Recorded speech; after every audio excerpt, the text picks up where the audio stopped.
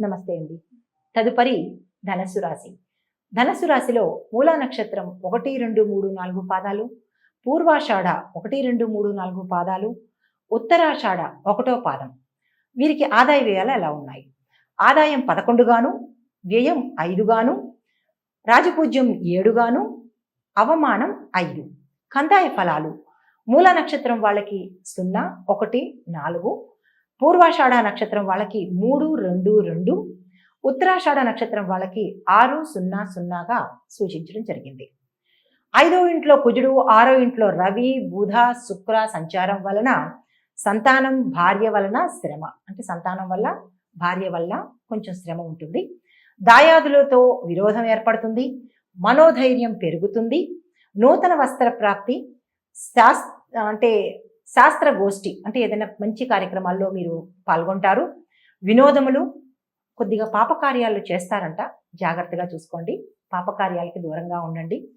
శరీర సౌఖ్యం, ప్రయత్న కార్యాలు అంటే మీరు ఏదైనా కార్యాన్ని కనుక ప్రయత్నం చేస్తూ ఉంటే దానిలో మీకు విజయం సాధిస్తారు.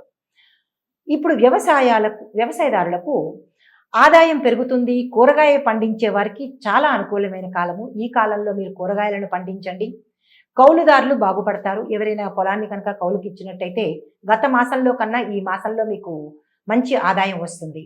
ఉద్యోగస్తులకు మీ మాటకు ఎదురు ఉండదు. గత నెలలో మీరు ఏమైనా ఇబ్బందులు పడి ఉంటే ఈ మాసం అంతా మీరే రాజు, మీ మాటకే వాల్యూ ఉంటుంది, మీ మాటకు ఎవరు ఎదురు చెప్పరు. ఎంతటి అధికారైనా సరే మీకు అనుకూలంగా ఉంటారు.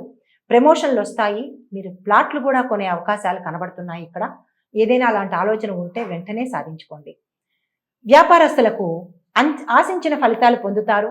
నూతన వ్యాపారస్తులు ఏదైనా ప్రారంభించాలి అని అనుకుంటే కనుక ప్రారంభించేయండి తొందరగా.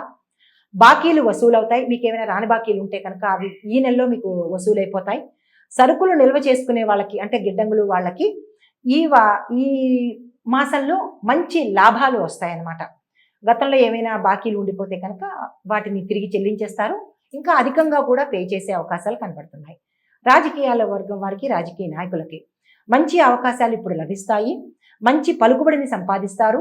అధిష్టానం ప్రాపకంతో ఎన్నికల్లో పోటీ చేస్తే కనుక విజయం మీరే సాధిస్తారు. విద్యార్థులకు బాగా కష్టపడి చదువుతారు. జ్ఞాపక శక్తి మెరుగుపడుతుంది, పెరుగుతుంది కూడా. ర్యాంకులు వస్తాయి, అనుకున్నదే సాధిస్తారు. మీరు ఏదైతే చదవాలి అని అనుకుంటున్నారో, ఏ కోర్సులో చేరాలనుకుంటున్నారో, ఏ కాలేజీలో మీరు చేరాలనుకుంటున్నారో మీకు అన్నిటా విజయమే. మీరు అనుకున్నది సాధిస్తారు. ఇప్పుడు సూచనలు, సలహాలు. మూల నక్షత్రం వాళ్ళు ఓం ఐం గం గణపతయే నమః. మళ్ళా చెప్తున్నాను, ఓం ఐం గం గణపతయే నమః అని 108 సార్లు చదవాలి. ప్రతి బుధవారం గరికతో పూజ చేసుకుని, బుధవారం తప్పనిసరిగా చేసుకుంటూ ప్రతిరోజు మాత్రం ఓం ఐం గం గణపతియే నమః అని 108 సార్లు పొద్దున్న చేసుకుంటే మీ కార్యక్రమాలు కానీ మీ కార్యాలు కానీ విఘ్నాలు లేకుండా ఆ స్వామి చూస్తాడు.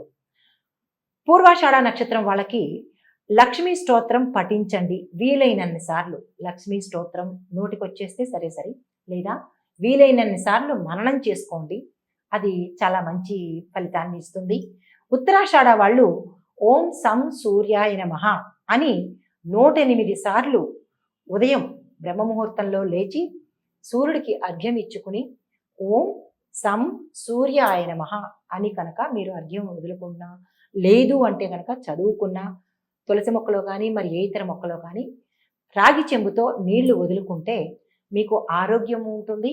మీరు అనుకున్న పనులు సాధించగలుగుతారు. ఈ సూచనలన్నీ పాటిస్తూ మీ కార్యక్రమాలలో విజయం సాధించి సంతోషంగా ఉంటారని ఆశిస్తూ నమస్తే.